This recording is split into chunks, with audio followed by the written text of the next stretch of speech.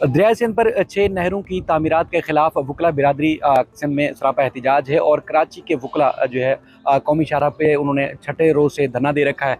न सिर्फ सामान की तरसील मुतासर हो रही है बल्कि आने जाने वाले जो मुसाफिरीन हैं वो भी अपनी मंजिल मकसूद पहुँच पा रहे हैं। और ख़ासतौर पर चूँकि ईद कुर्बान आने वाली है और जानवरों के साथ साथ सब्जी और दीगर अशिया की तरसील भी होती है, वो भी पिछले 5 से 6 दिन से मुसलसल जाम है और अपनी मंजिल तक नहीं पहुंच पा रही।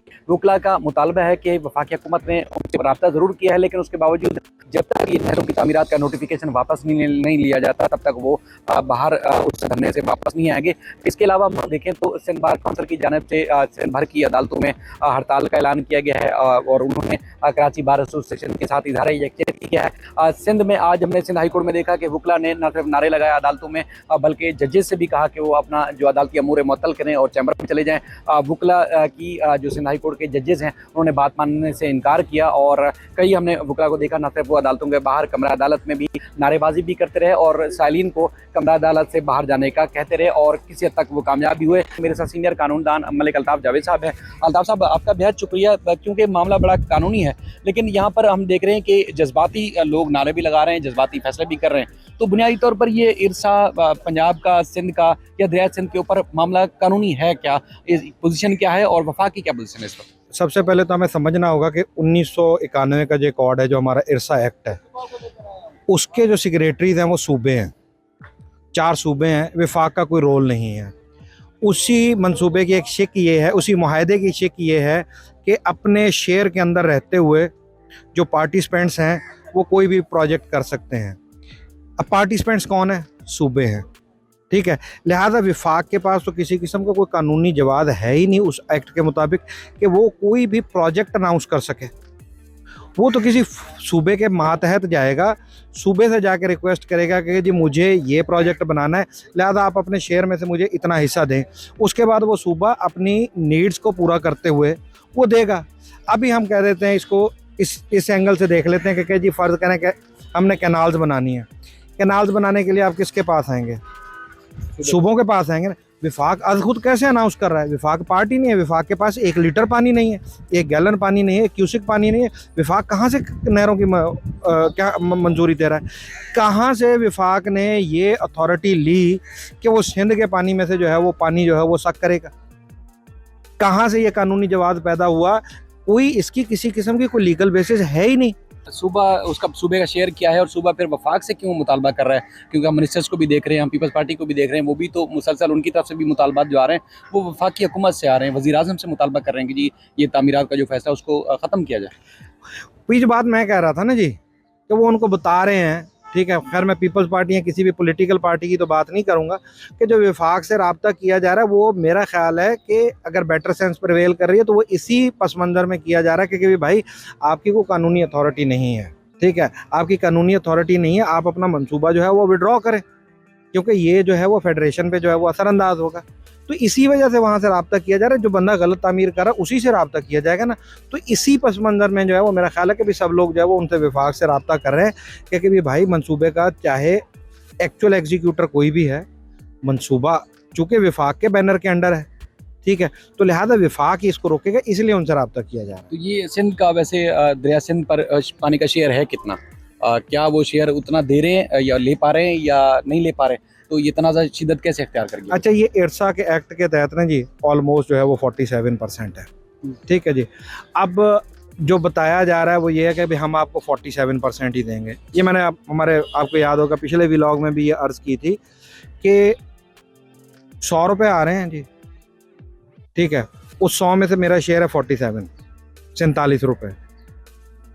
वो 100 रुपये चलते हुए आ रहे हैं, वो एक मकाम पे पहुंच के वो रह गए 50। अब मुझे कहा जा रहा है कि जी 50 में से जो 47% है वो हम आपको देंगे। भाई मेरा 50 में से 47% नहीं है, मेरा 100 में से 47% है, ठीक है। पानी तो हमें पूरा मिल नहीं रहा, ठीक है। पहले से पानी नहीं मिल रहा, यानी कि 100 में से 47 मिलना था वो भी नहीं मिल रहा, और जो दिया जा रहा है वो 50 में से 47 का वो जो देने की बात हो रही है वो ये है कि कभी हम आपका अपनी ज़रूरियात में से इस्तेमाल करने के बाद जो बच जाएगा उसमें से 47% हम आपको दे देंगे। ये दूसरी वजह तनाज़ा है कि अगर इस फोरम की, इस प्रोजेक्ट की किसी किस्म की कोई लीगल अथॉरिटी हो भी सही, तो भी वो इस चीज़ पे आके जो है वो गलत हो जाता है कि आप जो है वो सब कुछ इस्तेमाल करने के बाद जो बचा खुचा है उसमें से 47% देने की बात कर रहे हैं। ठीक है, ये ट्विस्ट है इसमें। ये जो मुतालबा है या एहतिजाज है वकला का खासतौर पर, क्योंकि हर तरफ अफरा तफरी है, अदालतों में काम नहीं हो रहा, शाहराहें बंद हैं, सामान की तरसील नहीं हो पा रही, तो उसमें इस तनाज़े की जो ख़त्म की वजह बनेगी वो कौन बनेगा, कौन ख़त्म करा सकता है ये तनाज़ा? अच्छा देखिए शायद भाई, अब मैं आपको बताऊं कि कभी ये सिर्फ बात पानी की हद तक नहीं है। अब हमें ना वाइडर एंगल में देखना होगा। लालू खेत आपको जी कमा के दे रहा है 1000 अरब रुपया टैक्स के नाम पे। कराची की जो टैक्स कंट्रीब्यूशन है वो 1000 अरब से ज़्यादा है। कराची की डेवलपमेंट के लिए आता है 100 अरब रुपया। ठीक है जी, मेरे अपने ही कमाए हुए 1000 रुपये में से मुझे सिर्फ 100 रुपये मिल रहा है। उस 100 रुपये के ऊपर फिर 2-4 अरब रुपये लगाए जाते हैं इस तशहीर पे कि भी जी हम लोग यहाँ पे इस दफ़ा पैसे दे रहे हैं। अब देखिए, आप सोचना होगा, आपको, हम सबको सोचना होगा। आपकी जो इकोनॉमिक एक्टिविटी है वो सिंध में ज़्यादा है, सबसे ज़्यादा है। ठीक है, मगर आप जाएँ पंजाब हुकूमत की जो है वो आसान कारोबार जो फाउंडेशन है उसकी वेबसाइट खोल के देखें, 3 करोड़ से लेके 80 करोड़ रुपए तक के बिला सूद कर्जे मिल रहे हैं। सिंध में तो कोई नहीं मिल रहा। यहाँ पे तो 1 रुपए का कर्जा अवेलेबल नहीं है। इकोनॉमिक एक्टिविटी सबसे ज़्यादा है यहाँ पे। ठीक है जी, सक्खर हैदराबाद मोटरवे नहीं बन रही। ठीक है जी, उसी मोटरवे का पैसा जो है वो आपने पंजाब में शिफ्ट कर दिया। अब आप जी वहाँ से अभी जो है वो पिछले हफ्ते अनाउंस हुए हैं जी, खारियाँ रावलपिंडी जो है वो 6 रोया मोटरवे बन रही है। ठीक है, पंजाब में किसी एक पॉइंट से दूसरे पॉइंट तक जो है वो आप देखें कि अभी डिस्टेंस की जो है वो कनेक्टिविटी मैक्सिमम 6 आवर्स है। आखिर कौन सी ऐसी चीज़ है, आप देखें सिंध की आवाम के साथ, लोगों के साथ, सबके साथ लड़ के आप नहरों का मंसूबा बना रहे हैं। ठीक है, सक्खर हैदराबाद मोटरवे का मंसूबा नहीं बना रहे। ठीक है, वो बंद पड़ा हुआ है। किस वजह से बंद पड़ा? वो वहाँ पे क्यों नहीं फंड एलोकेट हो रहे? तो इसलिए जो है वो, अब ये बात मेरा ख्याल है अब ये सिंध की आवाम ही ख़त्म करेंगे।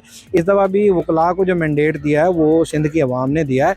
सिंध की आवाम ने इस दफ़ा किसी पार्टी को कोई मैंडेट नहीं दिया। ठीक है, उन्होंने वकला को मैंडेट दिया, इसलिए वकला आगे निकले, वो जाके बैठे हैं वहाँ पे, वो बैठे हुए हैं। ठीक है, एहतजाज कर रहे हैं। ठीक है, वो रिकॉर्ड हो रहा है। तो ये बात जो है वो वकला और आवाम ही ख़त्म। बहुत शुक्रिया। चूँकि जो पीपल्स पार्टी की तरफ से एहतजाज किया जा रहा है या मुतालबात किए जा रहे हैं वफाकी हुकूमत की तरफ से, वो अलग है, लेकिन जो सिंध के आम लोग या प्रोफेशनल जो है उनका जो एहतजाजी तहरीक है वो दरिया के ऊपर, नहरों की तामीरात के ऊपर, वो अलग है। और उसमें न सिर्फ वकला बिरादरी शरीक है बल्कि समाजी और मकामी सियासी जमातों के साथ साथ आम सिंध की आवाम भी शरीक है। और न सिर्फ धरने दिए जा रहे हैं बल्कि एहतजाजी मुजाहरे भी किए जा रहे हैं। और कई मकामात पर जो है हम अदालतों के अलावा भी देख रहे हैं कि काम बंद है। और बार बार ये मुतालबा किया जा रहा है कि जब तक नहरों की तामीरात का जो नोटिफिकेशन था वो वापस नहीं लिया जाता, तब तक जो है ये एहतजाज और धरनों की सूरत हाल जो है वो जारी रहेगी।